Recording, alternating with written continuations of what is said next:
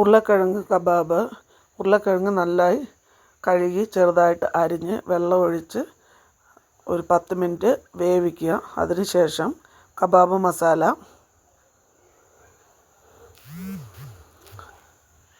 മുളക് പൊടി, അല്പം മഞ്ഞൾപ്പൊടി, അല്പം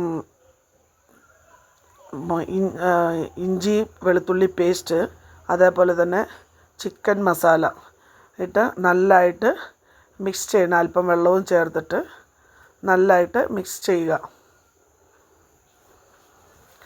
അതിനുശേഷം നമ്മൾ വേവിച്ച് വെച്ചിരിക്കുന്ന ഉരുളക്കിഴങ്ങ് അതിൻ്റെ അകത്തിട്ട് നല്ലതായിട്ട് മിക്സ് ചെയ്തതിന് ശേഷം 10 മിനിറ്റ് അത് ഊറുന്നതിനായിട്ട് വെക്കണം. അതിൻ്റെ അകത്ത് മസാല പിടിക്കാനായിട്ട് 10 നിമിഷം വെക്കുക. അതിനുശേഷം ഉരുളക്കിഴങ്ങ് ഫ്രൈ ചെയ്യുക.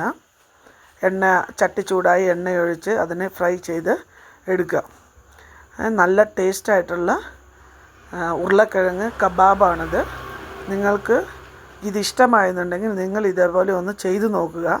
ചെയ്തു നോക്കിയിട്ട് ഇഷ്ടമായെന്നുണ്ടെങ്കിൽ കമൻറ്റ് ചെയ്യുക, ലൈക്ക് ചെയ്യുക, സബ്സ്ക്രൈബ് ചെയ്യുക. നിങ്ങൾ മറ്റുള്ളവരിലേക്ക് ഈ വീഡിയോ ഷെയർ ചെയ്യുക. ബൈ.